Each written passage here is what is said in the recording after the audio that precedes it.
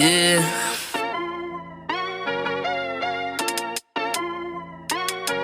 Yeah. Look at me.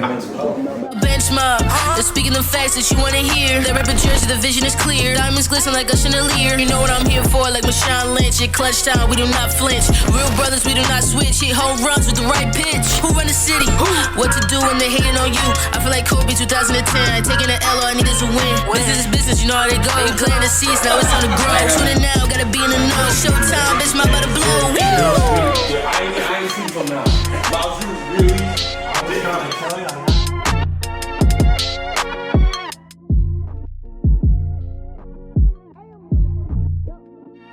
Benchmark Podcast. What's up, bro? Welcome back to another episode of the Bench Mob ENT. We joined by the big three tonight. Fourth one is out on injury right now. He's in between traveling, making money moves, but we got back Miles, left-handed, smooth operator with a fresh Knicks tattoo on his thigh, which y'all can't see as of right now, but he's out here. It's Knicks loyalty to the death of him. How you doing tonight? I'm doing good, yo. I should have worn this next week when the draft happens, but I'm a little early. But Yo, I'm telling you, like, we really gotta wait till we get a camera, man, to zoom in and whatnot, because this nigga fit is crazy. Yankees, Knicks shorts, the new ones with the Knicks on the crotch area, and then a Knicks tattoo flexion right now. He love his teams, bruh. Of course, we got Greg, debate your mother, and debate your coach, Mr. Hot Takes, Mr. Unity Legends, Mr. I'm about to be married, Mr. Cabo. You put too much out there, man. you about to say something else? That's not out there yet. Yo. Mr. Paris. Big money. Yeah. Taking the place of money bags for this episode. Sinsmere. You know, we got to give everything. Giants Nation, Danny Dimes, all that. How are you doing tonight? And he's rocking his Unity Legend gear right now. Right. Nah, I'm good, bro. I'm chilling. I didn't even notice that tattoo was new. I think you always had that, Mal. Nah, I got this like 5 months ago, 6 months ago. Well, I mean, it's not like we just be seeing his thighs. So Yeah. I don't think we would ever know You would too. never know that he had Yeah, that. yeah. For the most part, he be wearing sweats, jeans, and stuff like that. Like he be, you know, his jeans like $100, $180. When the remember when the Omavi jeans came out? Yo, what's that first topic? Nigga wearing True Religions. Money. Remember when Doge was here? Like, yo, you gotta allocate stuff. Let's see his allocation. Sneakers, clothes, fits, and then haircuts. You gotta cut Jalen Rose-esque, but he be on it. Yeah, he do be on. He be on it. He don't show up to the episode without the That's wave correct. spinning. Yes. Yo, I'm telling you, when we get this, we can have it a live stream. Bruh, he gonna have some options. He the only one on the show that could respond to some of the ladies. Keep it fresh. He the only one on the show. You about to be married. I'm married. CJ Moneybags just got married. So you know the ladies gonna flock towards the one open free agent. You feel me? Yeah, I hope I'm not that sad friend who's just out here playing. I'm not Bill Bellamy character from Love Jones. Nah, you that top free agent, first tier. You about to get a max contract. You just got a bunch of options. You could choose, you know, Miami. You could choose the Cavs. You just got options galore. Cavs. Lord. Speaking, I just mentioned the Cavs. That's a small market team. Great story for the NBA, man. The Bucks win, and I had to repost the clip because Tone said it. He told Greg. Greg asked him, was like, "Yo, Tone, you really think Milwaukee's gonna win 4 straight?" I said, "Yeah, man." And he lied. He said Giannis ain't got the cojones to do it, and Giannis went and dropped a 50-piece in honor of Greg. Before we even get into the recap of the series, the recap of Game 6, is there anything you want to say to Giannis Antetokounmpo? You didn't apologize to Paul George when he played well. Do you want to apologize at all to Greek Freak? I knew what Paul George was. I knew what Paul George was the whole time. That's why I didn't apologize. And he proved me right. But he did. He really did. He folded. That's just obvious. What about Giannis though? Did he fold? Giannis didn't fold. Giannis has made all the right stuff. He proved me wrong. I'm wrong. I got no problem admitting when I'm wrong. Jeez, I don't think I ever July heard him say 22nd, 9:05 p.m. A first on the episode ever. This is like a stat they got thrown on ESPN. Greg apologized. That's I've admitted that I'm wrong. I'm not wrong that often, but I'm wrong about this. He proved me wrong. No one would have seen. I keep telling people the same thing. Over the span of the last 2 weeks, his game completely changed because they just used him differently. He has no ego. He took the coaching. He played to his strengths, and he worked on his free throw shooting enough throughout the playoffs to be really efficient with it. So you got to give him credit for it. Like he deserves credit for that. And if he's playing in the post, which is what I've always said, if he plays down there, he'll be a better player for it. As opposed to he's not Bron. He can't initiate your offense in the half court every single time and have the ball and be patting up top of the key and all. That's not the way he's going to play. He can't do that. You're not going to ISO him and win on the perimeter. You can't do that. So. You can't live with that. You could do it 3 or 4 times a game. You can't have him doing that. So credit to them. Credit to Budenholzer. He saved his job for now until they get bounced and forward by next year by the Nets. But it's cool. Let them enjoy their moment. Miles, what was your takeaways from Game 6? Final score 105-98 Bucks. We just mentioned Giannis had the 50-piece. What was your takeaways from the game? With that game, I kind of expected Giannis to want to put a nail in the coffin in that one and not have to go back to Phoenix and deal with them counting to 20 every time he shoots a free throw, because he was getting to the line a lot in Game 6. But I don't know. I was disappointed that the Suns players, a couple of them, didn't come to play. I think D-Book, I don't know if the moment was too big for him, but he was missing a lot more shots than I was accustomed to those past couple games before that. And I don't know. I feel like DeAndre Ayton was quiet, but that's because he was in foul trouble all the time dealing with Giannis. But yeah, I don't know. I expected a little more out of them in this last game.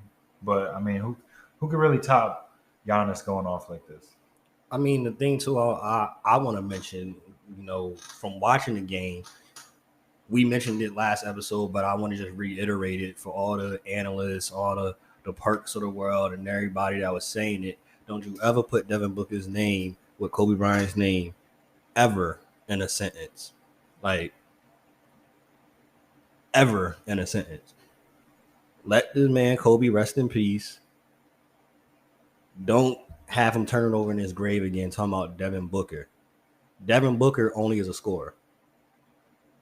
Devin Booker doesn't do anything else. Even with him having the 40 points, back-to-back games, he don't do nothing else. Chris Middleton going off.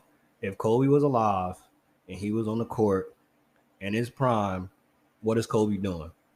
I'm going to go guard Middleton, and that junk is clamps the rest of the night. Who D-Book be locking up? Or attempt to lock up? Who he make struggle? Fine. Everybody, in the NBA, nobody really locks nobody up. Cool, great. Sound good. Who he make it hard for? Let's check his stat lines. The Joker will literally have 42 and 2. You're just a scorer. And all the turnovers and the fact that stat that came out, which was terrible, up to Game 5, he had 0 assists in the fourth quarter. You don't think, especially when that's still with Drew Holiday, you don't think that, especially at this level, you're in the finals, you don't think they knew that stat? Like, all right, when it's the fourth quarter, Book's going to go 1-on-5. We know we could come help. Drew Holiday left CP3, who's a capable shooter, left him and came double. Trust and believe they knew that stat. Oh, he ain't going to pass it in the fourth quarter. And yes, D-Book is still young. It was his first playoff series and all that good stuff. Just don't put his name with Kobe. And this ain't nothing new. He's always just been a scorer. D-Book also said to not put his name. He told people he 'Cause should he never knew be better. compared. Okay, but that's what I'm saying. He's aware. He's aware. I'm glad. Self-awareness is so important in today's society. I always say that. I always say too, you have to be able to look in the mirror and know I am not Kobe Bryant because I don't do nothing else. That's easy to do. I can't tell. Oh, you know what? I'm Matt Barnes. I can look in the mirror. I'm Antonio. I'm still working. I'm trying to figure out this podcast thing, trying to be a better interviewer, a better discussion, stuff like that. I'm honest with myself. I'm glad he came. It took him 72 games, about 14, 15 playoff games to come to the realization that he wasn't Kobe. But I don't think he was saying he was Kobe. Yeah, it was everybody else. He should have coming out asked a question about it. But he should have. Didn't it start before the final started and they was asking him questions about it? I don't know about that. I don't think so. Oh, no. I remember it was before game one. They mentioned about the comparisons, and he was like, oh, yeah, Kobe was great, and I took a lot from his game. He should have said from there, stop bringing Kobe up with me. And that's what's always been my problem with D-Book, where it's like I don't feel he takes it to that next level. Him, a Donovan Mitchell, where they're just scorers. They don't do anything else to affect the game. Game 7 against the Celtics, Kobe was off. But I think he had 9-10 rebounds that game, couple assists. He don't do anything else. I agree. Who would you put more of the blame on, D-Book or CP3? I blame TBD more than I blame D-Book because I told you yesterday, D-Book, we knew going into the series what D-Book was. Ain't nobody expected D-Book to change overnight. He was always a guy who's going to shoot the ball. That's it. That's all he does. He's going to shoot. He's going to score. He just scored flat out. So I expected. I didn't expect him to go into the finals and be like, all right, I'm going to make the right. I'm going to suddenly pass the ball and, and he's in. I saw him throw some good passes throughout the finals. I did. Did he throw nearly enough? No. Did he make? It's not about the nice pass. It's about the simple pass. He should be being a willing passer. That would make your teams better. That's what makes your team a lot better. But he doesn't do that enough. So yeah, I didn't expect that. But CP, no, he just didn't play to what I thought he was to the level I thought he was gonna play at. We didn't get the same CP from the series before against the Clippers. Do you think anything had to do with it, with him coming off of COVID and the Maybe. rumors of the hand injury? Yeah, maybe, probably. The turnovers were uncharacteristic. So if that is a possible factor, then are we really putting it on CP3 then? If he played At better, 36, they would have won. At 36. Well, I didn't expect D-Book at whatever his age was to win that series on his own. I mean, you talk about all right. So we wasn't expecting D-Book to then come into this series and be And like, be all different. right, and be different. But Giannis was. What you mean? They use Giannis differently. That's a whole different conversation. I feel like. So No? then, Bud outcoached Monty Williams then, because Bud made the. I think he did, but I thought the Bucks had. I chose the Suns in this podcast, but behind the scenes, it's gonna sound cool. It's gonna sound weak to some people. I you know what? Tag Ruben in this clip. You want to tag him? Tag him. Big Rube, what up? Tag him. I told him and if he was here, he would tell you. I told him the Bucks were gonna win the series behind the low, on the low, and I said that because they're bigger and they're more athletic and they got more veterans. And I picked the Suns with my heart here on this podcast. I don't want to see Milwaukee win. Are you Milwaukee, Wisconsin? I don't want to see them win anything. Like, what cheese? The biggest thing I had to offer over there is cheese. Like, I don't like. So anybody wanted to see them win. I didn't. So I picked with my heart here, which was you never do that. You want to be right. But that's we'll see around in a couple of months that you did that again. We're not gonna go into it, but you pick with your heart when it comes to football with the belief of Daniel Jones. So this is nothing new on the show. You often go with your that's heart. not true. I pick off what I see. Shout out to my man. Analysis. Shout out to my man Addy. He said it best. Like, Greg is really a homer to the fullest degree. So this ain't nothing new. Our listeners know. You go with your heart often. When it comes to this, right? Is it not good for the league with Milwaukee winning? For like the small market teams, and they were able to do it the right way, and they didn't have 16 superstars like in Brooklyn. Do you think this is good for the NBA? Yeah, I think it's good for the league. Definitely. A little more parity in the league definitely gets the fans more engaged, which you saw viewership was up this year because there were a lot other teams playing, like the Suns. They're never in it. The Bucks, they usually fold in the semis. So to see a couple teams like this, that one team hasn't won, period, one hasn't won in 50 years, yeah, it's definitely good for the league. And I mean, it'll probably be a little different next year with some of the bigger name teams coming back, but at least you got to see a team that didn't, take the cheap way and try to win that way, try to trade for guys and woo superstars on teams and whatnot. Yeah, it's rumored that Brooklyn was paying for side pieces to have somewhere to live, and that's how they was getting some free agents. That's what I said. Rumored, allegedly. It wouldn't put it past me, with some of the players, their typical history and their taxes, how they spent their money in strip clubs. I wouldn't be surprised if it was true.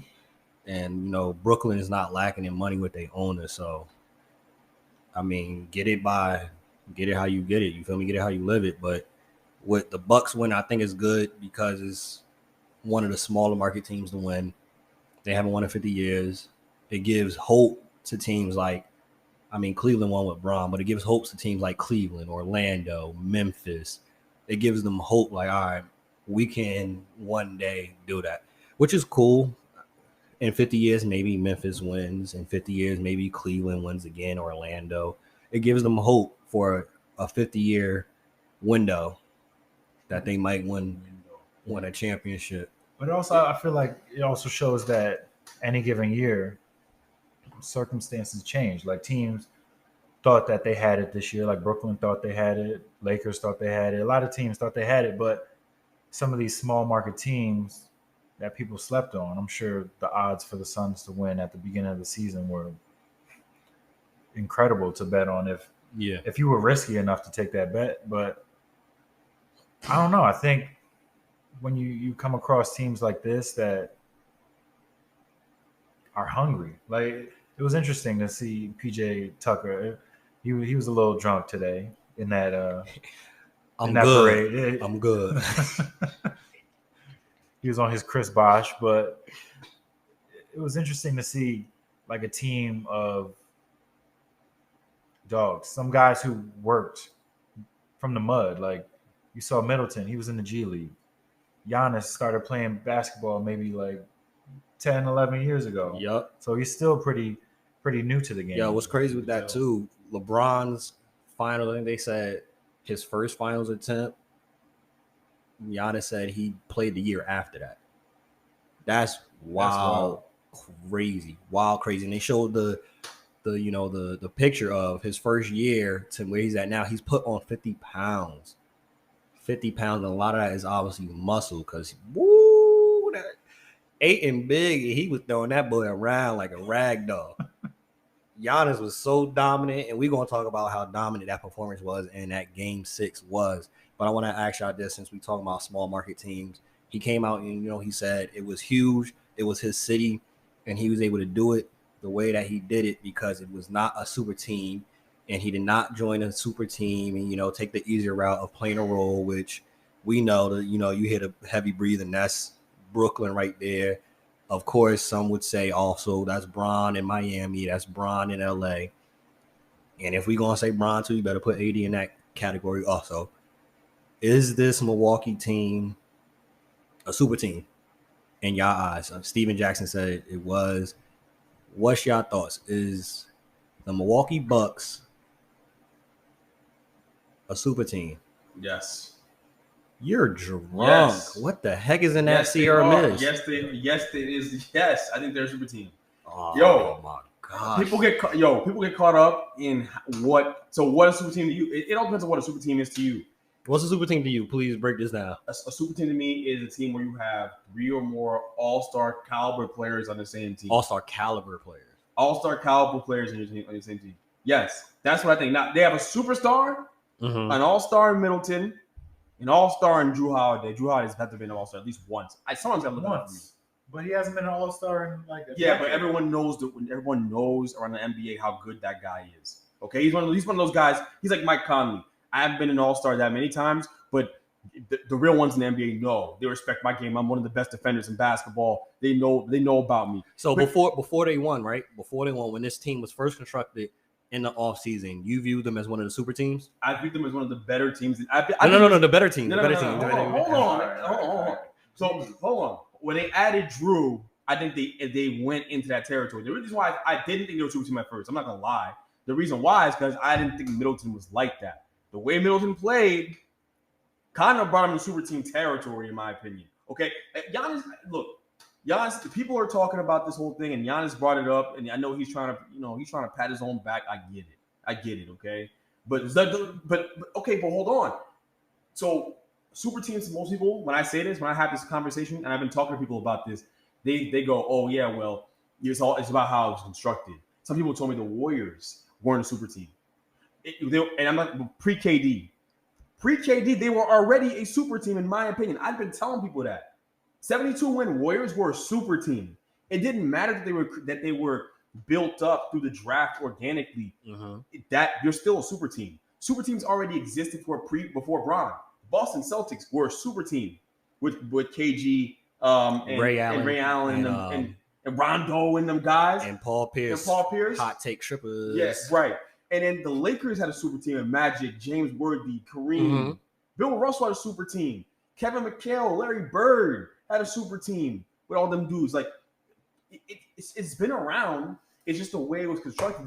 The reality is people only had a problem with super teams when Bron did it, because of the way Bron did it, right? Because he took his own destiny into his own hands. So that's when it became a problem. But the reality is the Bucks. If you look at their roster from top to bottom, when they added Drew Holiday, they didn't have many weaknesses. The only weakness in the roster was Giannis, and I've been saying that forever. And then Giannis went and learned how to take some free throws, and he can make them. And he stopped taking stupid shots. Threes are dumb shots for him because he's so physically dominant, and he figured that out late in the playoffs. He was the only thing that was wrong with the Bucks.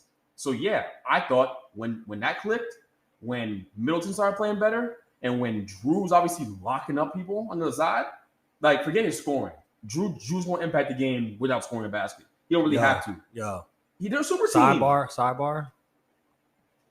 Chris Paul, whether he was injured, whether he was, recovering from COVID, Drew Holiday was really locking him up. He's literally like a linebacker playing guard. And imagine him, a linebacker, riding you from all 94 feet the whole game.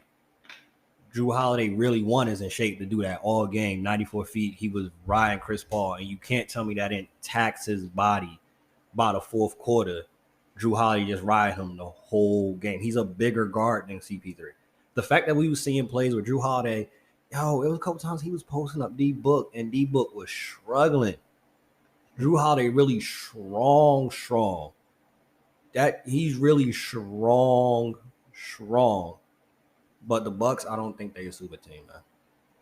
I can't. What's your definition of a super team? I need you to tell me that.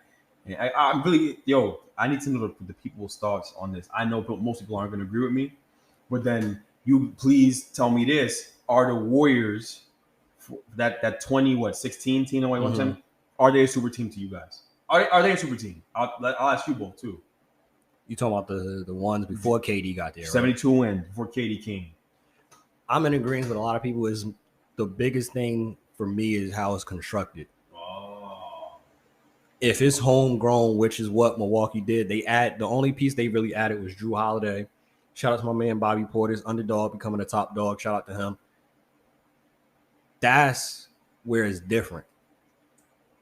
They drafted Clay, Steph, Draymond, and they grew into that. So it wasn't a super team originally. They became that because they played so well and gelled together. But I wouldn't view it as a super team because how they built it up. That was drafted, and nobody at any point thought when they came together, super team. You knew from Jump Street, Bron, Bosh, D-Wade, that's a super team. KD added to that Warriors team. is a super team. KD, Kyrie, James Harden, Blakey Blake, super team. Nobody by any chance, even at the beginning of the season, going through the regular season, going through the first rounds of the playoffs, was like, yo, this Milwaukee team is a super team. So I think we're prisoners of the moment, and because they won, yeah, Milwaukee was a super team. Y'all was not a thought process that Milwaukee was a super team. Hold up. Would you have said they were a super team when they were about to play Game 3 down 2-0? against Sun, Yeah. I thought they were on that caliber the whole time.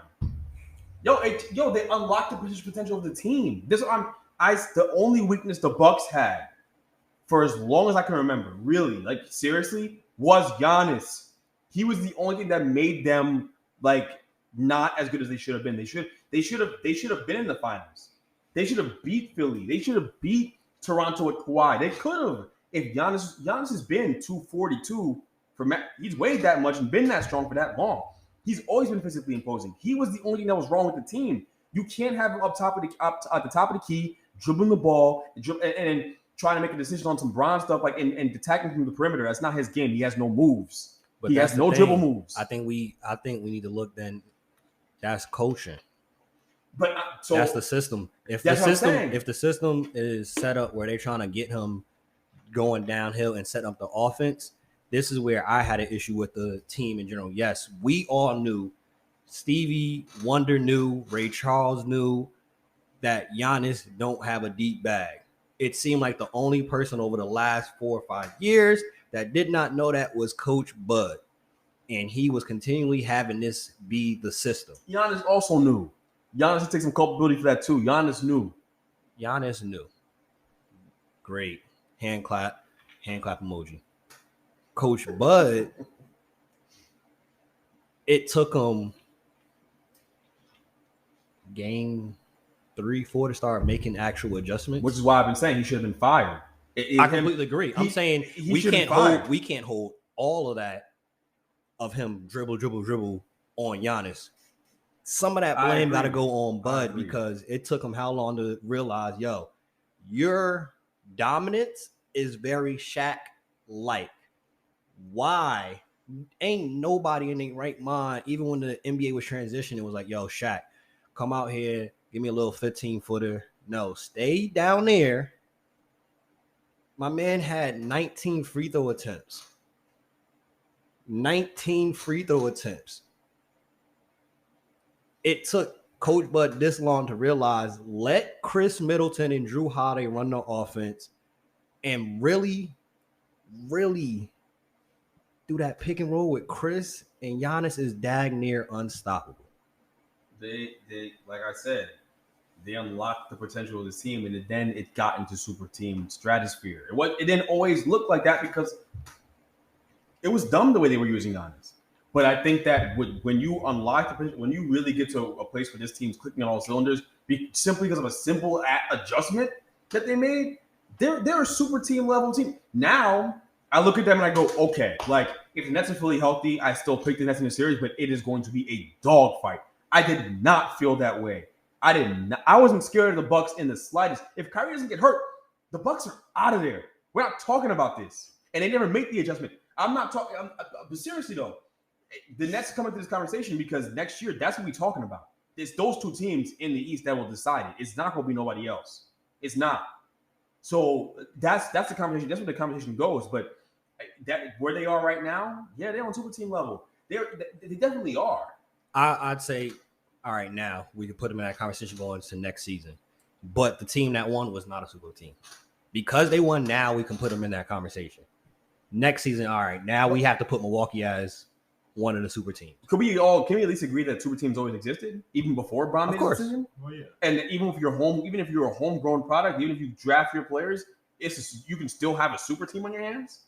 Yeah, of course. I'm saying when it's homegrown though, it feels different. The narrative around it is different.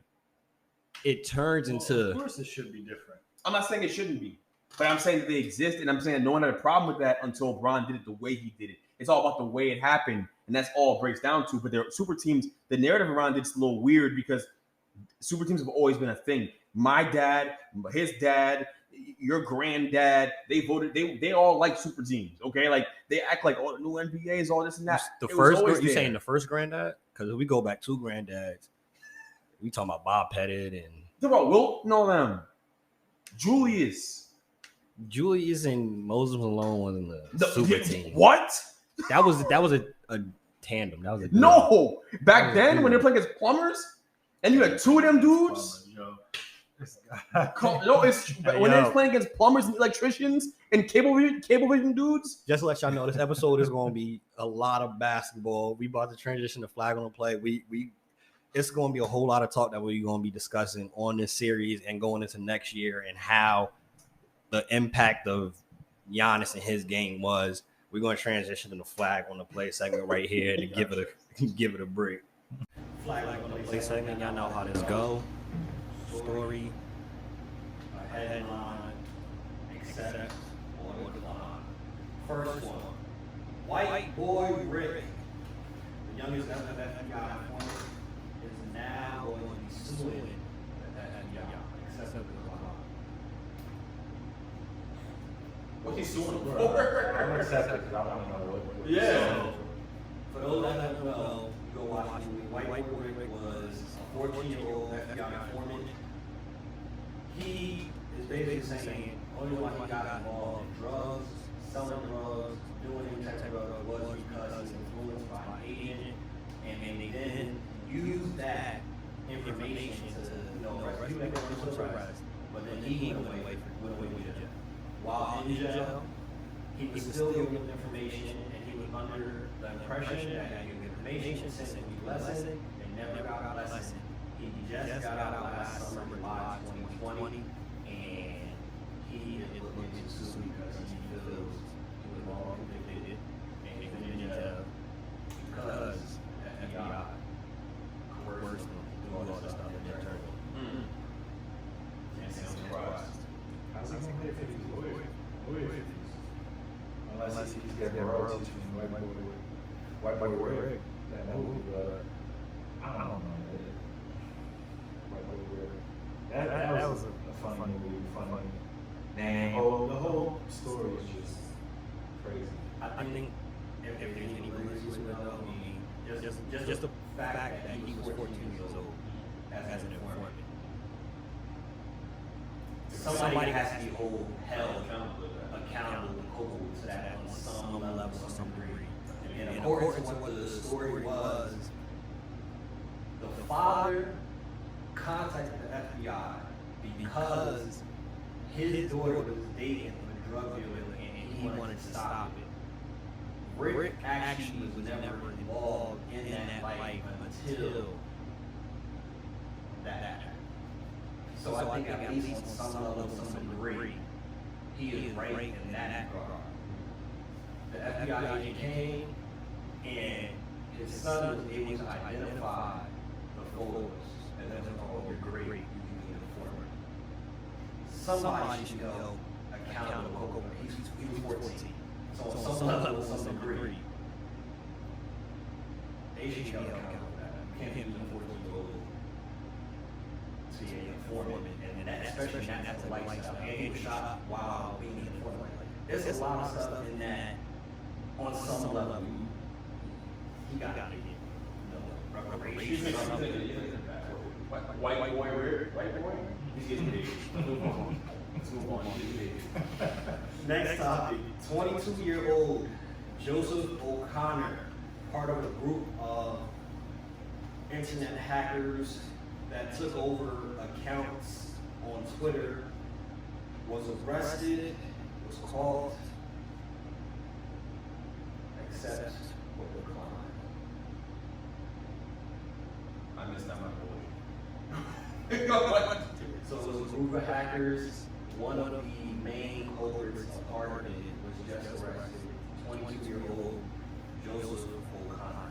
It's a group of hackers that were hacking Twitter accounts such as Elon Musk, Kim K, Barack Obama, and Joe Biden. Did I Joe Biden count? That was like last year, a couple of years Last year. Oh. They just caught one of the culprits. They caught the head person that was running it, but now they just caught package is serious, bro. If you It's- get away with it, Yo, it's but a serious threat. it is. It's a serious national security threat. As serious as it is, the person that was the head of it, like the mastermind behind the whole thing, Graham Clark pleaded guilty earlier this year, only got 3 years. White folk, right? What am I asking? This is like 3 years for some of the stuff they've done. For example, they hacked Joe Biden's account to make money. When he was running, before he became official president, they made a tweet like, send money to this link so that your money can be doubled. And it wasn't like cryptocurrency, which is why a lot of people did it. And they got like well over $100,000. yo, that is major crime. 3 years. That's like 3 years. That's a major crime. That's not petty crime. That's it's a major security breach. 3 years. 3 years. Yo, Barack Obama, Joe Biden, Kim K, Elon Musk, hacking accounts like that. Not our accounts, but yo, somebody hacked my account and said, I have a toe fetish. Nah, they was out here really doing some wild stuff, some big prominent people. they was some supervillain stuff. Like that's what they was really. And the thing that's crazy too, a lot of them, not even 20 years old. Like the head guy is a teenager, he's like 18 or 19. Are all these guys white? It's like, how do you learn these skills? Do we know? That's young. I don't know if all of them are white, but I think the two people that I just mentioned are Caucasian descendants. Well, man, I be walking around. If I was white, I'd be walking around here like I was bulletproof. I'm not gonna hold you, because they clearly are. They clearly are. I be walking around here like y'all can't do nothing with me. Last one for flag on the play. No, we got two more. Flag on the play. Jody Smith Turner. I don't know if you know who that is. That's the head person that that was in Queen and Slim. Without Remorse, the movie that was Michael B. Jordan.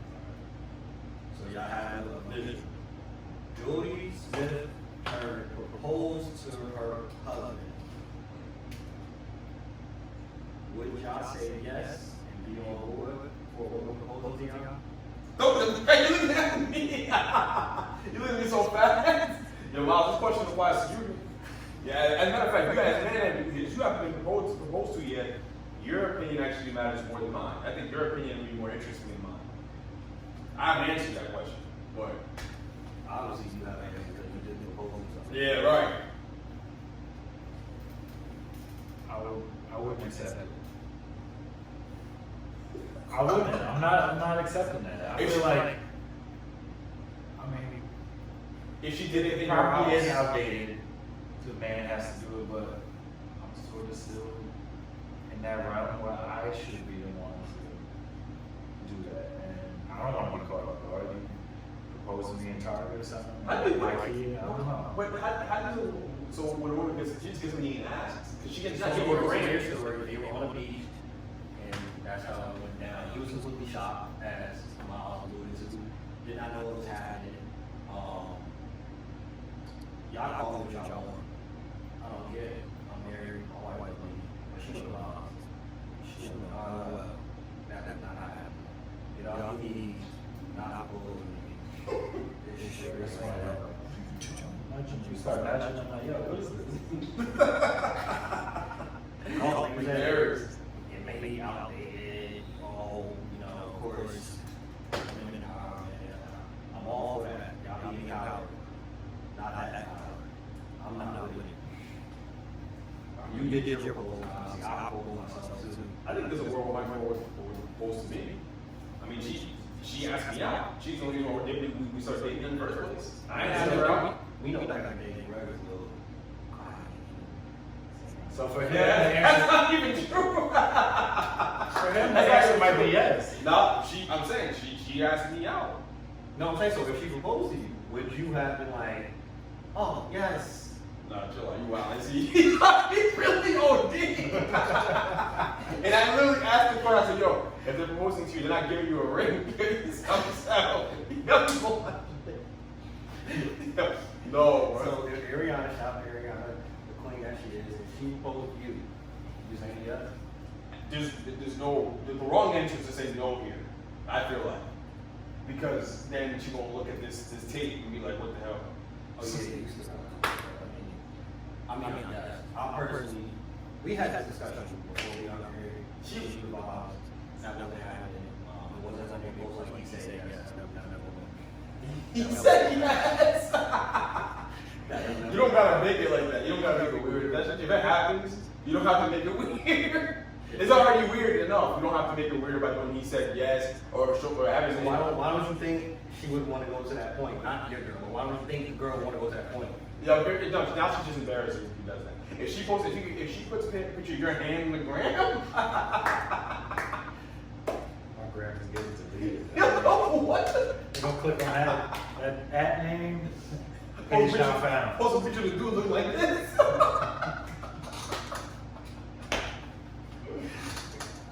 I think we're gonna see more of that happen. Honestly, we've been seeing a lot of it happen. Females proposing. Like I said, I personally want to be for it. I think it's cool because I think if someone goes through rejection that do go through, that we be seeing people in the middle of the mall and they go whole shit like, yes, I get up. I don't want to embarrass you. Yes, I know. It's happening. Not to me, but it's happening. What the heck? This might be an exclusive one. Exclusive. Is he on e-news? Everybody is proposed to right now. Whatever, yeah. Hey, so the next, oh, it's that. So like I said, you gonna be what best man holiday. He Terrence Howard. Oh yeah. He Terrence Howard. Oh, everything. Last one. Flag play. That's what LeBron James now has become the first athlete to make $1 billion in career earnings. Now you're talking about like in career earnings, $1 billion. I feel like he got it because he's kind of laid the ground. I mean, laid out the blueprint for how to be a successful businessman and off the court and have Italian stuff on the court too. Like Space Jam, that might have set him over, honestly. And him and Rich Paul got a good thing going. You know, Bron's got his hand in that whole player agency. You got that thing on Twitter. Rolling in the knee. Interesting location here. What happened? They said the report from ESPN that Kuzma and Schroeder feuded and were feuding throughout the entire season, and that went further south during the playoffs, especially during that first round series loss to the Suns. That's great. That's great. Get them both out of here. They both suck. Thank you. So since you just got notification and it is great, and that's I said this. Everywhere Schroeder has been as of late, he hasn't complained about his role. The man thinks he's supposed to be Magic Johnson or something, giving the keys to the whole franchise, putting on the commercials. When y'all see when we play on ESPN, it should be honest against Schroeder. That's what he wants, obviously. Now, he's supposed to get traded. He's supposed to get traded for Russell Westbrook. What's your thoughts on that? Russell Westbrook to LA. I don't like it. I don't like it at all. And they should do it.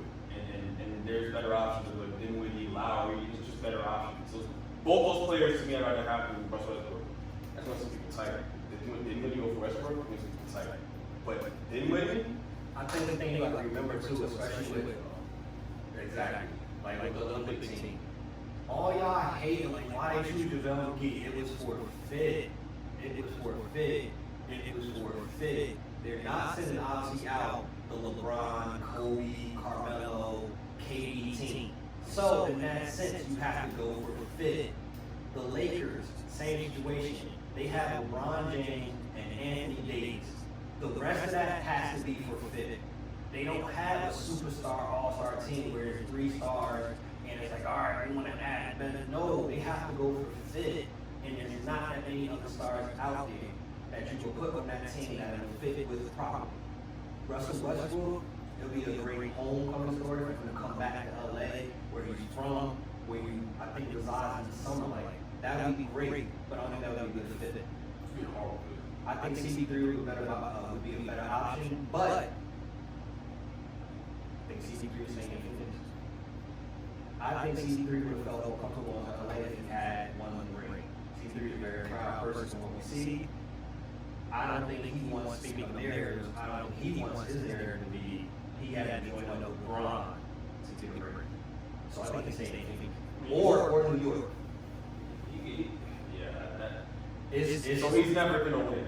He's never. Chris Paul will never win a championship. I think that's fine. I think No, I'm just saying we're just going to that agreement right now. Chris Paul's never gonna win. If that happens, Chris Paul is, and he knows.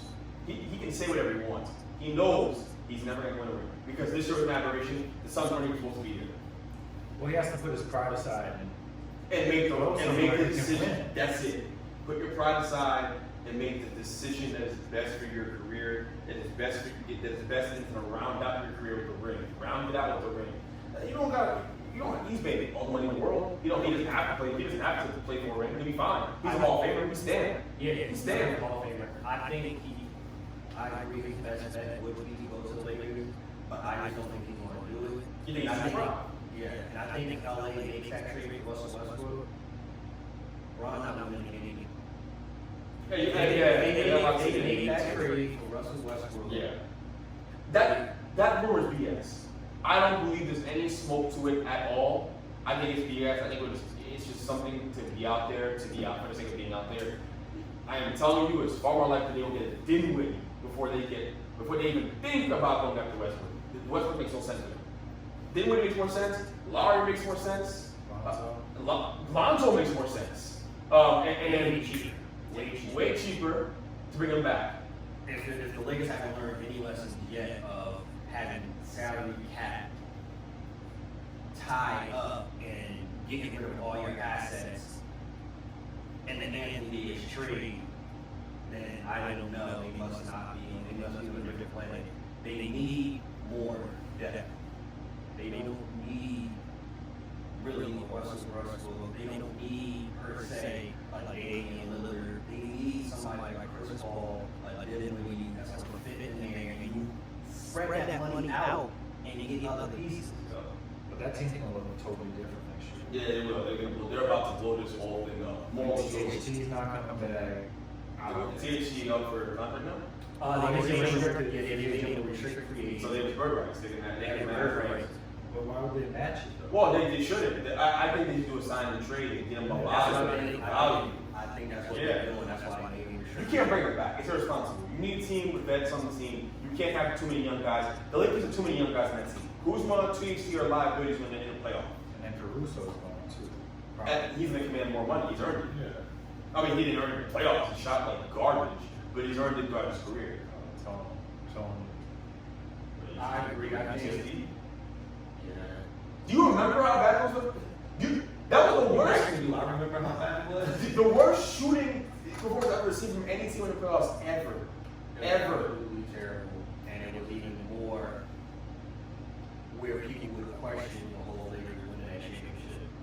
Because when it came to them knocking down shots with the fans and everybody in the stands and a lot more pressure, they didn't come through. And a lot of people questioned and, downplayed. Lakers won because there was no fans there. Y'all saw the ball when KCP was shooting like he was Steph Curry and everything. A lot of that shooting went straight missing when it came to this first round series against Phoenix. We mentioned CP3. Are y'all saying, where do y'all think he's actually going to end up? I'm thinking he's staying in Phoenix. Do you think he's going to end up on the Lakers? I think it's Lakers. I think it's him, Melo, AD, Bron, Banana Boy, both boys get together again. They go for a ring. I think that's what's going to happen. CP3 is going to be in what jersey next season?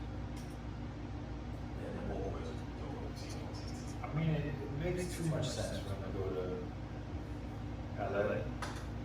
And Brown is probably there in Phoenix telling them, like, we gotta do this. No, Bron was there to recruit. You think Bron was there for any other reason to recruit?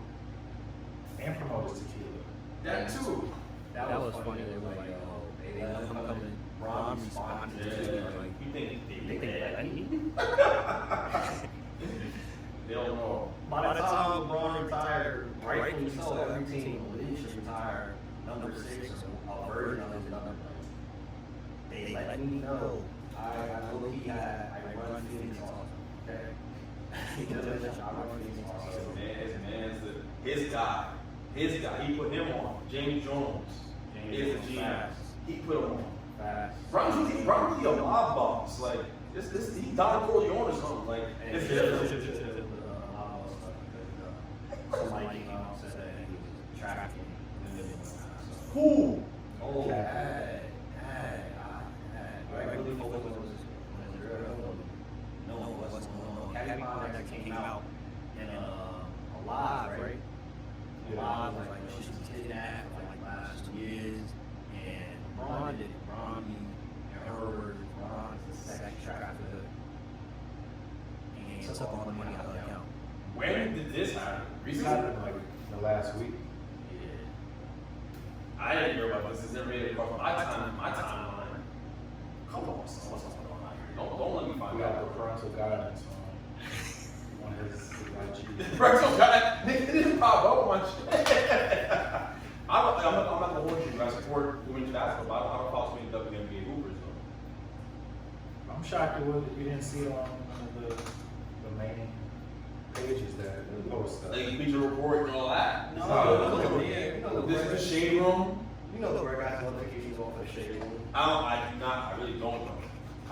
Or what's it called? Black BS something. Black Sports Online. Come on, son. Bruh, complete anonymity, complete sidebar and everything like that. You've seen Red Phone. Black Sports Online is a favorite one. He's a damn liar. He's sitting here lying. Yo, you're a liar. That's crazy. It's bad. Where would y'all rank this closeout game by Giannis? Giannis had, we already on the 50 piece. He had 5 blocks, 14 rebounds, and those blocks Huge. were huge. 5 blocks, you can say he altered another 5 shots also. I love him getting goals in. It reminds me of KD, like, I'm just letting you know I'm here. I know those goals in, but I'm letting you know I'm here. And you can't tell me on some level, in some degree, you're coming on a fast break, that's not crossing your mind. You're DeAndre Ayton doing a hook shot, and Israel gets up and sends it to the other side of the court, that doesn't affect your confidence on some level. Where would y'all rank this closeout game for Giannis? This has to be top 5. It has to be. I mean, because of how dominant he was in this game. Nobody else had over 25 points. He had 50. I think the next closest was Middleton with like 14, 15 points. Like, he was really the guy down the stretch. He wasn't letting up. So, I mean, is it better than Bron Game 7 against Golden State? Yes. LeBron Game 7 in Golden State was 20, 29, 13, like 9, with the block. Giannis' game looked big. Giannis' game was better. The stakes were higher in LeBron's game. I'll say that. So if you want to compare the two, I think LeBron had more pressure on him than Giannis did. Giannis still lost in the finals this year, and no one would have batted knock off. And the pressure on LeBron James is different than any player in NBA history. In fact, to the point where it's messed up basketball conversation forever. I always talk about this. I don't want to take away from Giannis' big moment though. Because people think I hate Giannis as it is. So I'm gonna say this right now. For the 3-point game, I think it's easily top two greatest in closeout game I've ever seen. Yeah, I'm gonna give you some stats. I'm gonna throw some stats out there, right? 33 of the 50 was in the second half. He's the second player to score 33 in the finals half. The other was MJ. He's the first player to record multiple 30-point halves in a single NBA Finals series. He averaged 35.5 points, 13.2 rebounds, 5 assists in the whole series. And the first player to average 30, 10, and 5 on 60% shooting in the NBA Finals. The whole finals, it would, you have to put it, His season sucks. you had, like, his whole finals performance was so dominated. You have to put it in the top two, for sure. It has to be up there.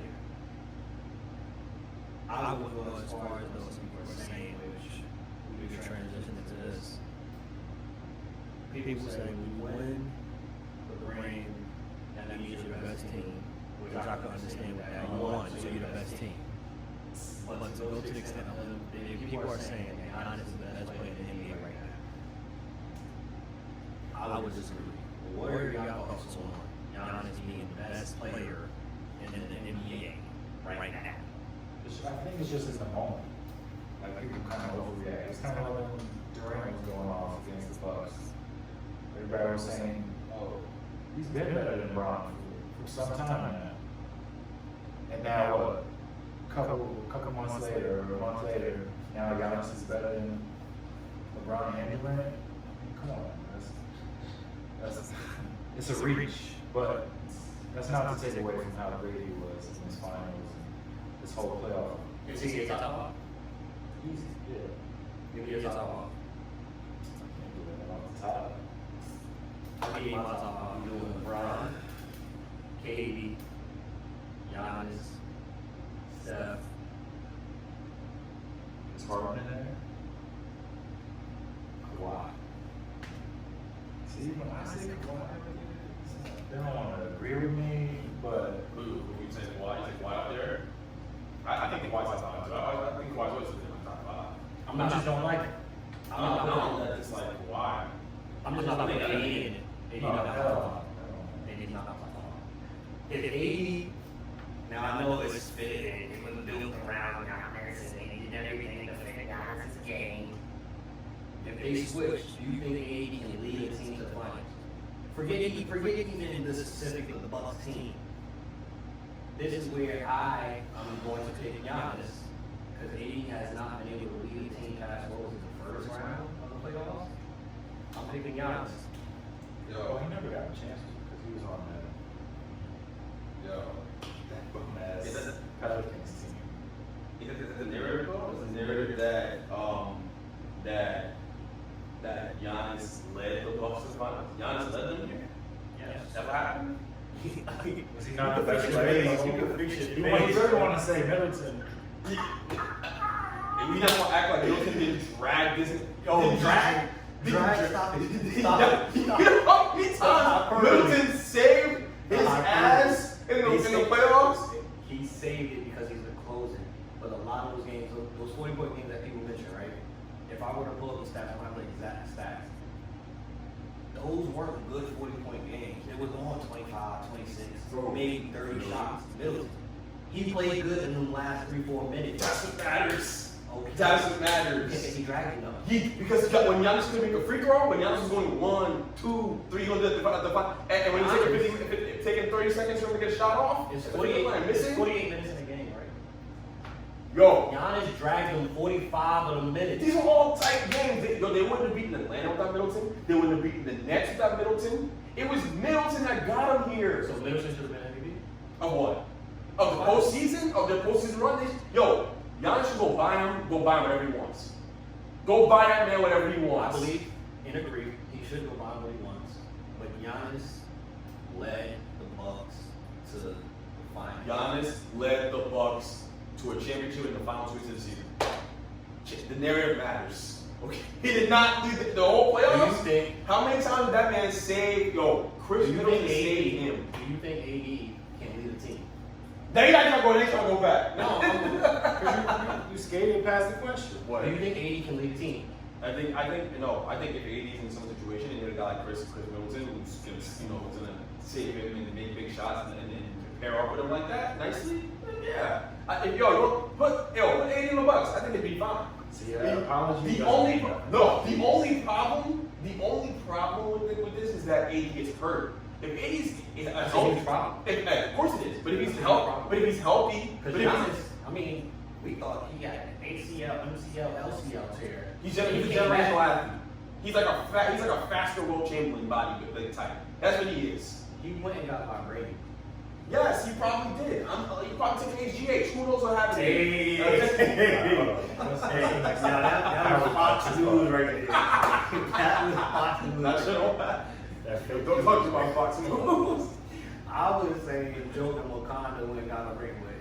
You talking about HGH? Come on, bro. Yo, we don't know. You may know that stuff the horses on, the Clydesdales are on. All I know is at the end of the That's day, racial issues right there. You compare him to a horse. Hey, yo. Greg like cancer. yo, He's still mad that KD's feet are too big.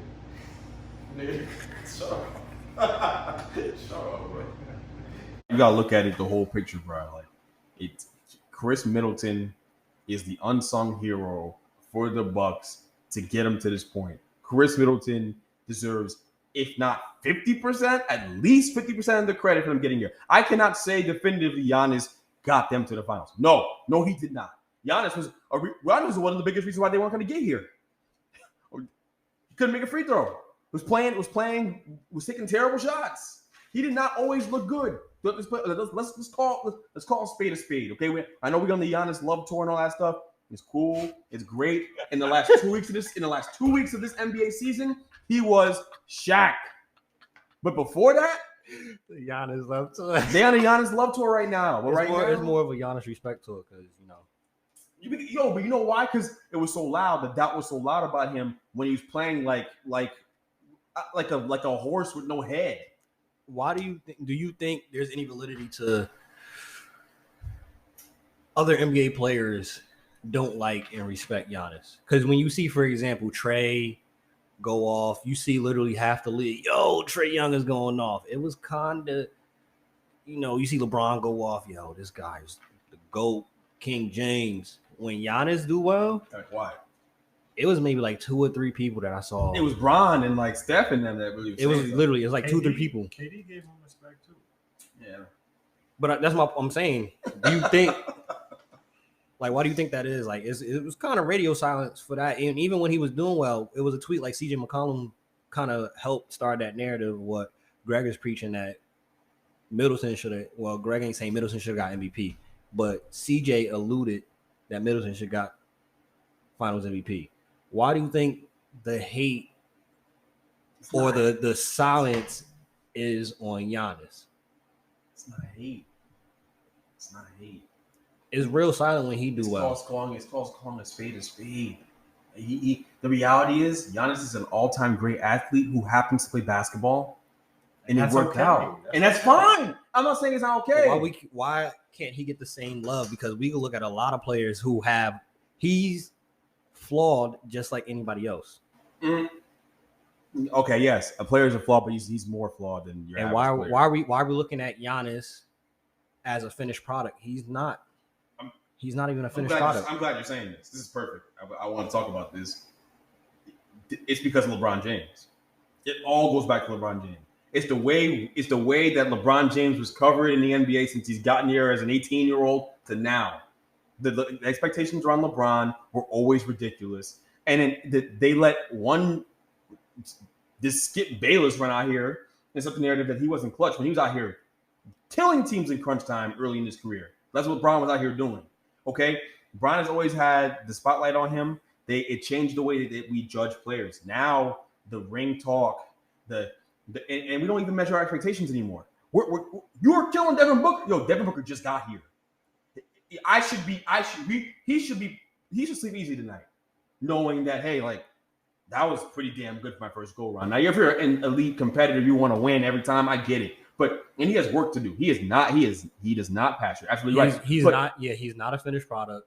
My only issue was him. He doesn't do anything else to affect the game. I agree, but I'm saying we should give these guys time to figure that out. Just like Giannis should get time. Giannis shouldn't get killed.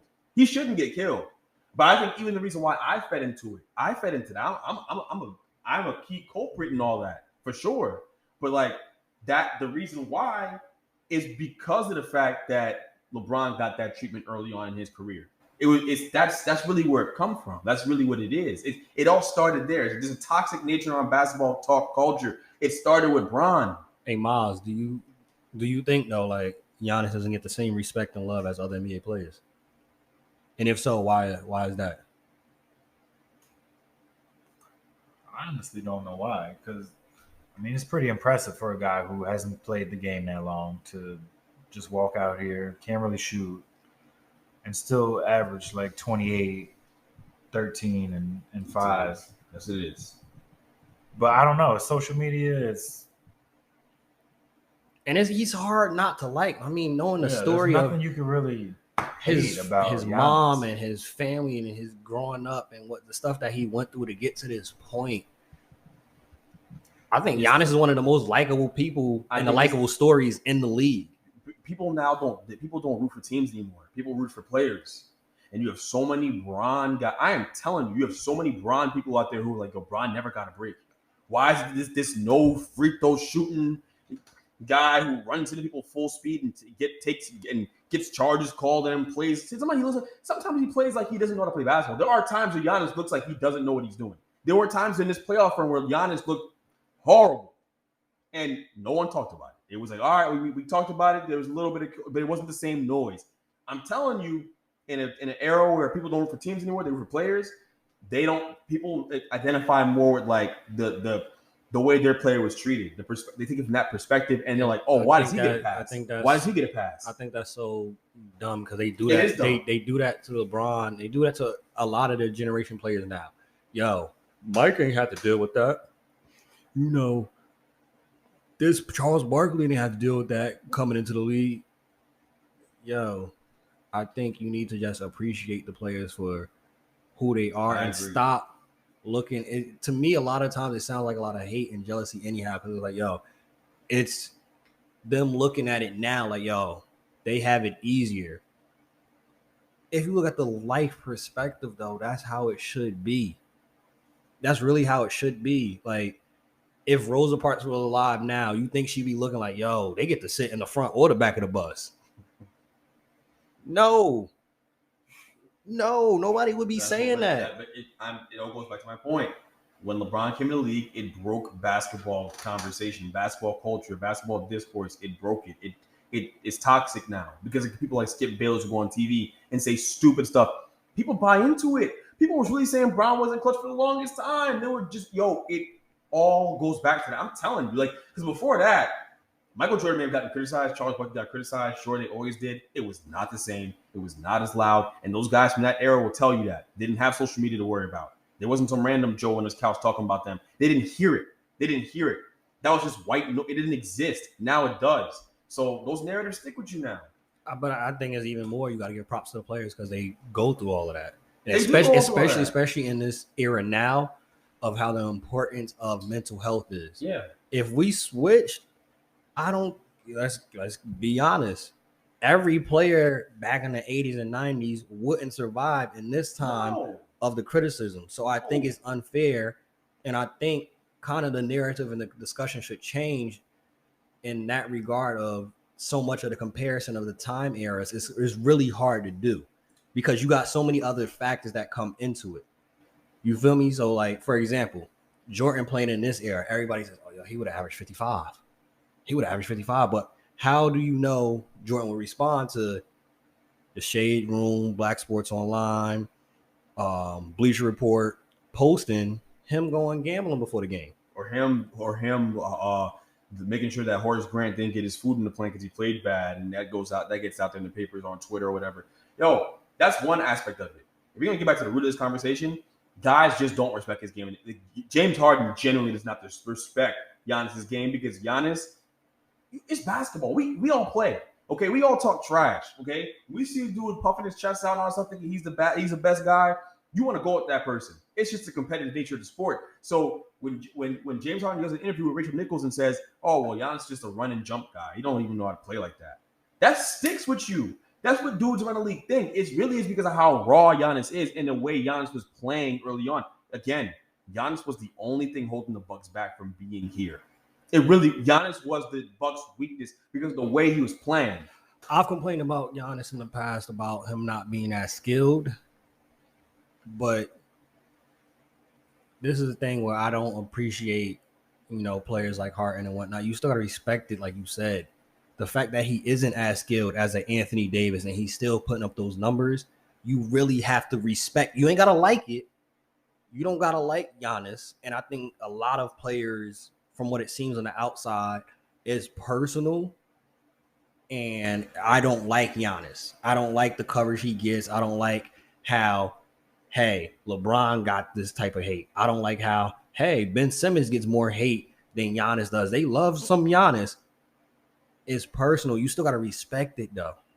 You ain't got to like me, but you got to respect. The man is still doing numbers. And we all know he can't shoot.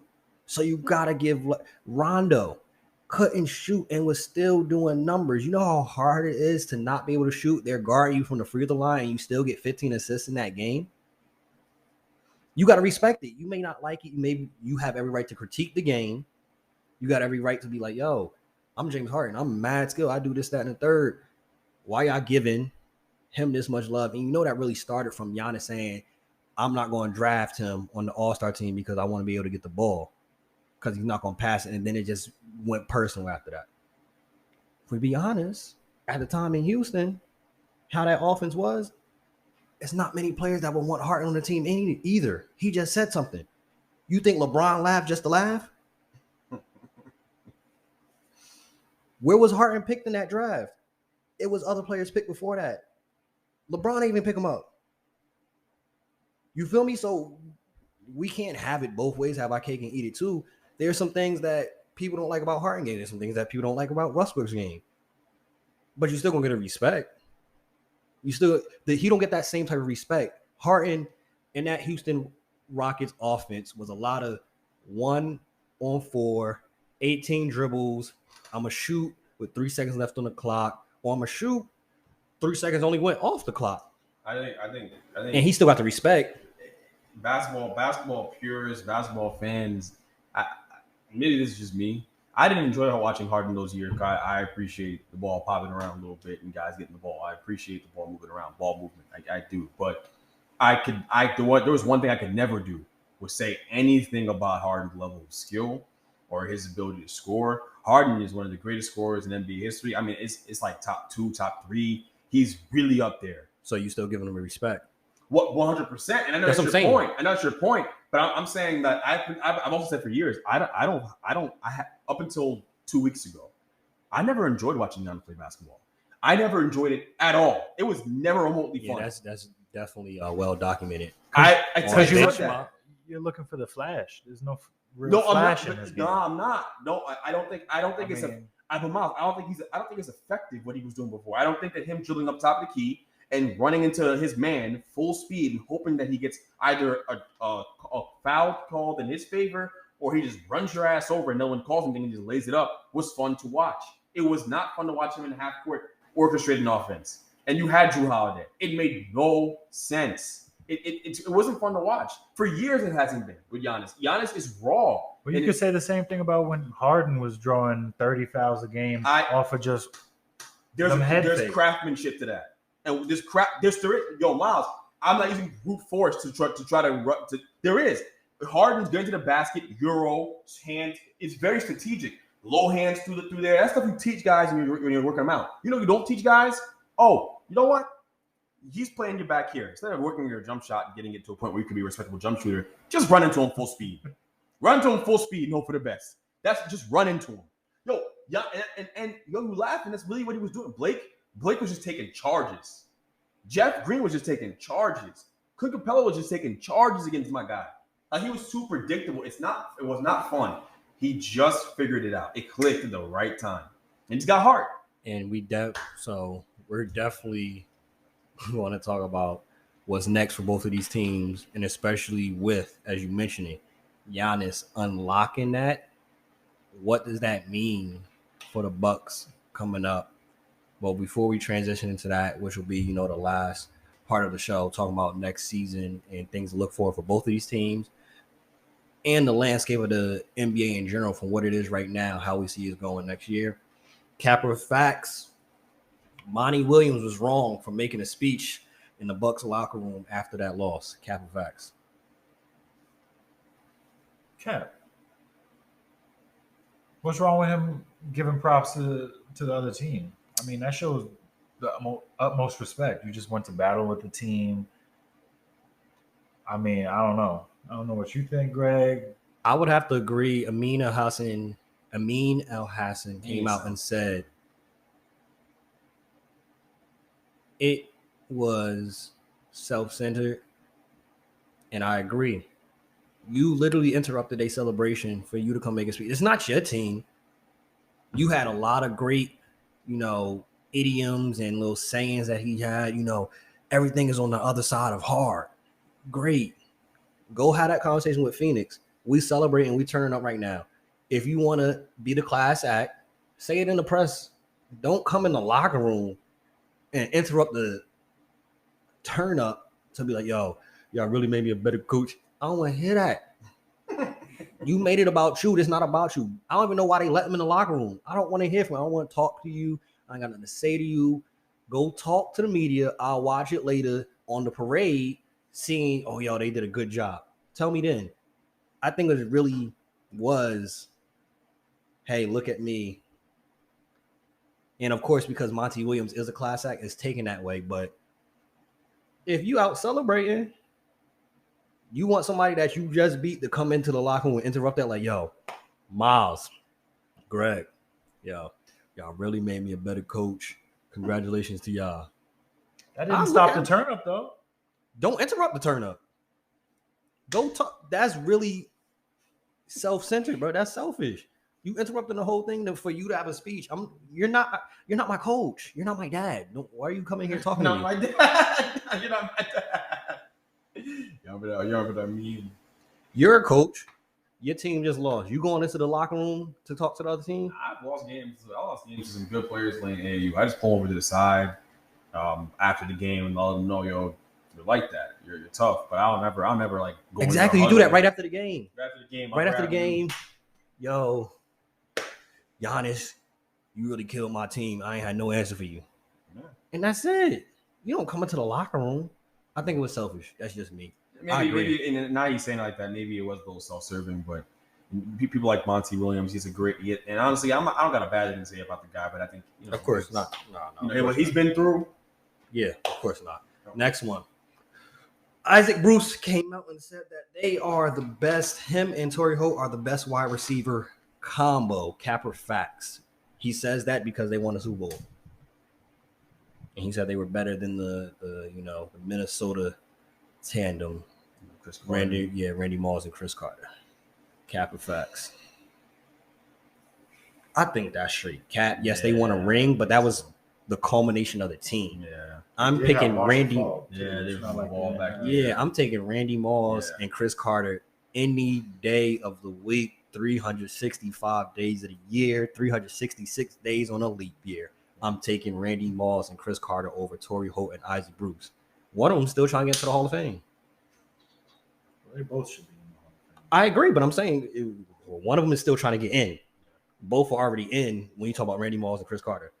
And one is considered arguably the best wide receiver all time.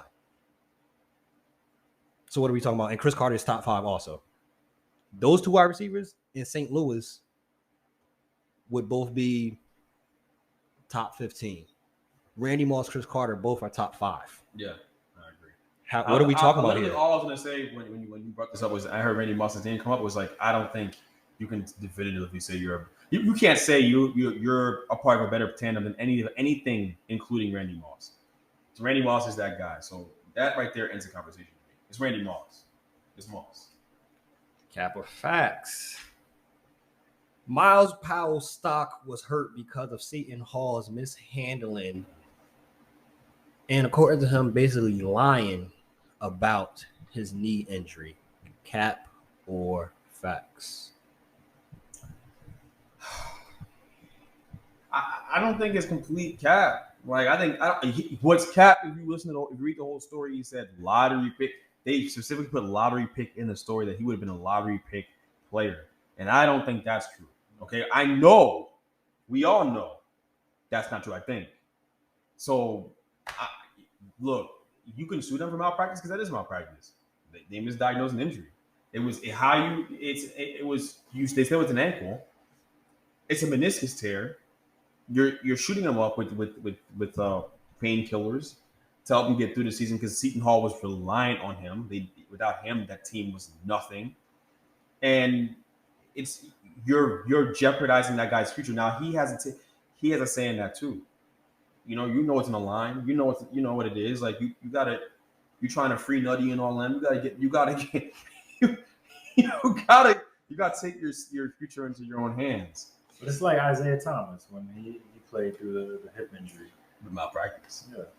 And he also would have sued the Celtics. He didn't sue them. I don't know, but They got fired. Those guys they fired. got fired. The thing is, like you said, the lottery pick part. I don't agree with that aspect. But But even a first round pick, like late first round pick. Because he didn't set people up. He wasn't a point guard. He wasn't a true point. the thing that, and we've had conversations with this outside of the show, it's just my concern is how this is going to be proven in the court of law 2-3 years later. That's my only concern, is if he's actually going to win the case. It doesn't seem far-fetched for Seton Hall to do something like this. Shoot, any college, especially to the point of it's just now that players are able to make money off their likeness. In the last maybe 10, 15 years, Miles Powell is probably the biggest thing to happen in Seton Hall. Thinking about that aspect too, we can't afford literally to have Miles Powell sit out too many games. Who's coming to watch the game? That's money loss. The revenue is jacked up. So it's not far-fetched. My only concern is when it comes to actually trying to prove it and him getting maybe paid for the malpractice, is if he's going to be able to prove it. How is this going to hold up in the court of law? Is it going to go through? Is my only concern. Seton Hall's the biggest loser in this whole story. I said that before. I'll say it again, because the best player in your franchises, in your franchise, your program's history is suing you, and their relationship may not be able to be rebuilt. They love that guy. It's a different level. It's a different type of love out there for him. So for that to happen, and I'm always going to be on the side of the player. I mean, Miles, I guess, what else did you think? You probably should think you're a top 5 pick in the draft. And it's hard to watch these guys go over you when you gave them 30. A lot of these guys 30, I get it. But basketball is about so much more than giving people 30. And there's so much more involved. There's so much more involved than scoring a basketball. It really is. It's not what coaches look for a lot of times. This isn't. It's cool, but that don't always win you games alone, as a la D-Book. Okay, so it's tough. It's a tough situation. It's sad. It really makes me sad because it was fun to watch him play with Seton Hall. I think the relationship being destroyed potentially is what's sad about it. But I hope D-Book. I hope Miles wins his. Maybe they set it outside of court. Maybe they make it. They fix things because, like you said, that's one of the biggest players. That's one of the biggest players in their history, like of their whole program, and for that relationship to be damaged like that, don't think it's not going to affect future recruits coming in. Don't think it's going to be tough to not have him coming back to the games and people on their official visits that, hey, I get to see Miles Powell. That's part of some of the allure of going on these official visits. Yo, my official visit was done by, for example, Gilbert Arenas when he went to Arizona. Richard Jefferson did his official visit. That's a part of the allure of it, part of, hey, if I go to Duke, I know Grant Hill went here. I know Kyrie. Christian Layton went here. Kyrie, and there's still good relationships in that. UNC still brings back Michael Jordan on visits. Tyler Hansborough comes back, who is a god over there. I think they really should try to fix this and try to do right by Miles Powell. Last one for Kappa Facts. The NFL is right in pressuring players to get the vaccine. Kappa Facts.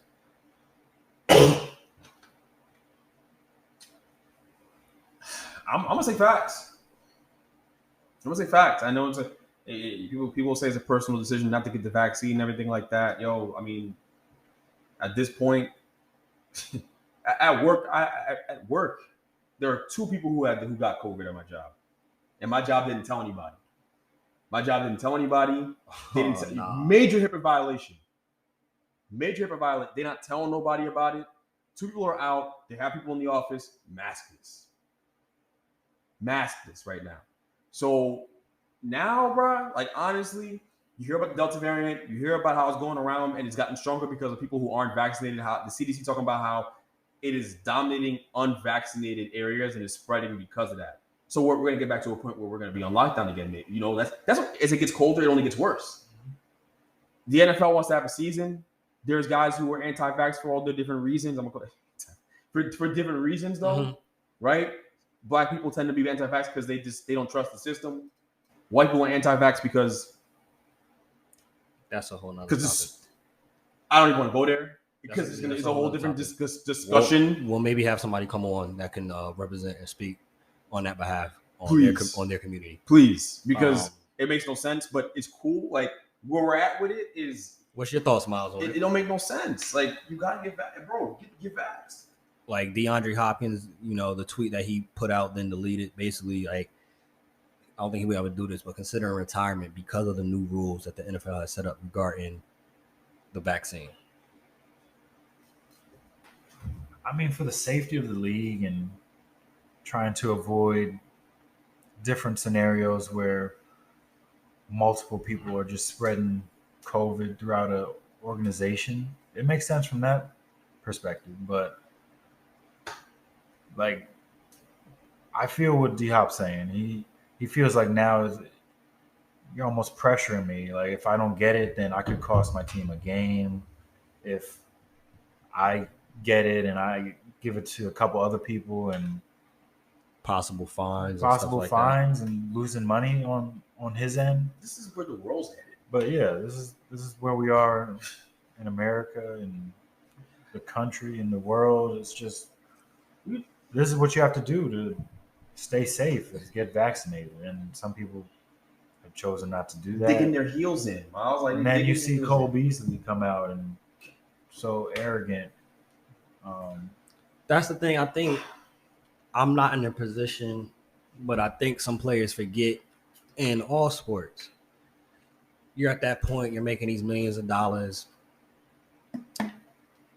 and you kind of think that you have freedom of choice in a sense. And I'm all for the player empowerment and whatnot, but you got to remember, go back to when before you made this money and you was working at McDonald's and you was working at Checkers and Kmart and Target. The NFL is your employer. They set these rules, these new guidelines. You have a choice to listen and you have a choice not to listen. There will be repercussions either way. There will be consequences either way. When you choose to do good, there's consequences for it. When you choose to do wrong, there's consequences for it. They're still your employer. This is what they're setting in place. It is what it is. That if it's so bad to you, then maybe you should consider retirement. I get it. I get people being anti-vaccine and they don't want to get it. And you should have the freedom of choice. Yes, we're in a free country, all that good stuff. But you got to remember this is your boss. Essentially, this is your boss. And if your boss tells you, yo, you can't wear do-rags at work, you could wear a do-rag. You might not have a job. You could not get the vax, but then your team, because basically NFL said we're not doing that rescheduling stuff this year. We're not doing that. You're going to forfeit the game. It's straight like that. You take a L. Yeah, because you have an option. You have an option to not. You could get yourself out of the situation and make sure that you're essentially bulletproof against this. And even when you get the vaccine, you can still get COVID, but you're just limiting the odds of that happening. Hey, this is real life though. Like everybody else in America that has a regular job, not getting paid these millions, you have to follow what your employer is saying. Yeah, like it's just, or else you're not gonna get this bread. Period. And this is where life is headed. You're talking about guys getting fined for violating COVID violations, not getting the vaccine, potentially getting fined for that.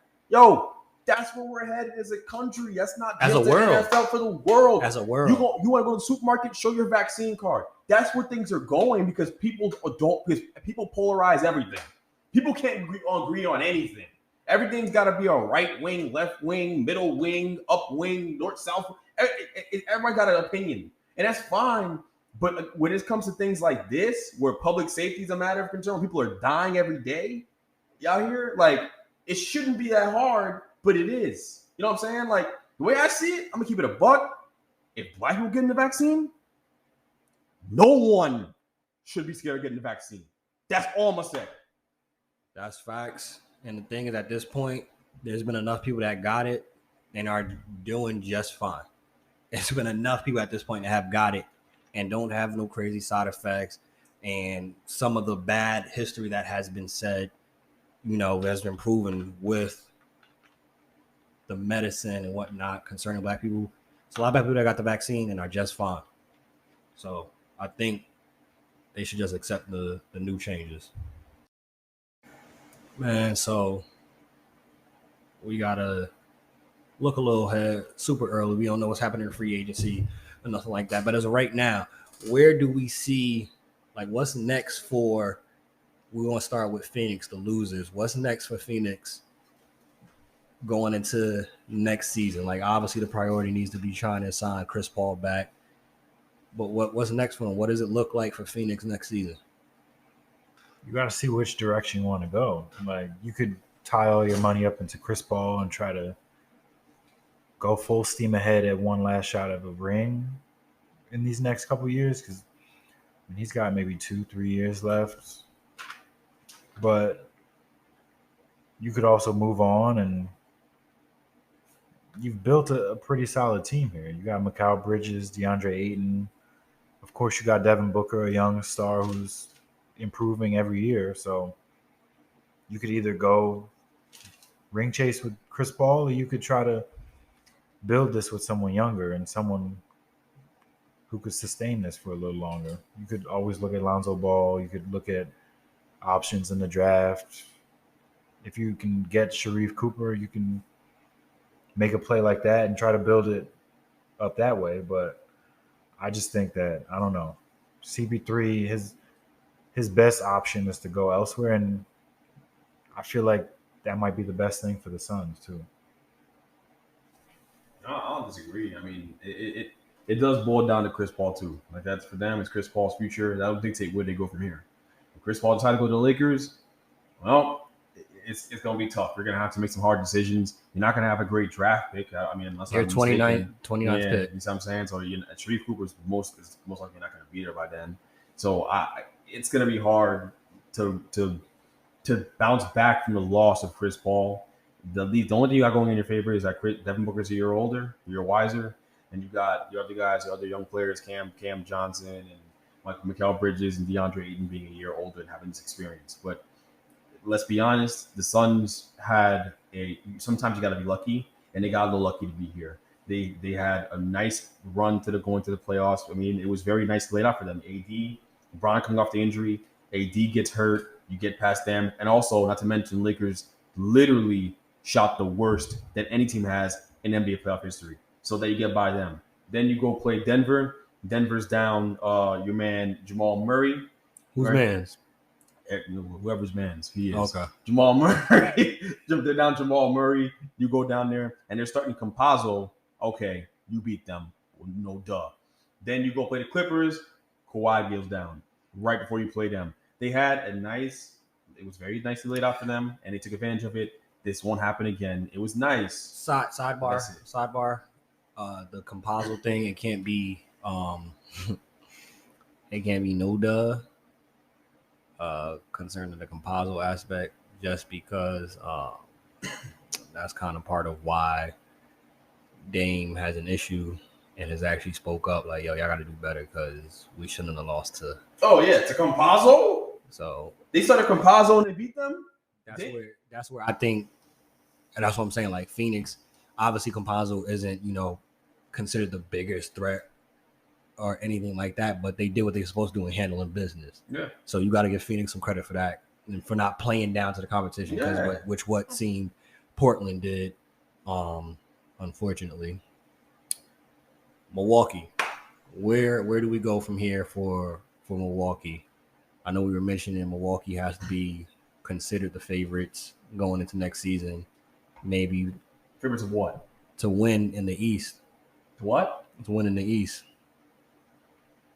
So they got Nets Bucks is what it boils down to. We'll see what happens. So I'll leave it at that. Nets Bucks, see what happens, and that'll decide the fate of the East. I think they got to figure out too if they're bringing Bobby Portis back, and figuring out maybe do they add a couple different pieces. I think if Giannis plays this way next season, Brooklyn doesn't have anything to answer for Giannis. not yet. I don't think that they necessarily will have an answer for that down low. Even going in next year, I think they're going to add someone who's big. I like that they get Nones Noel. Can he guard Giannis? No, but I think you just got to get enough guys to annoy him. The Nets will get big bodies coming into next year.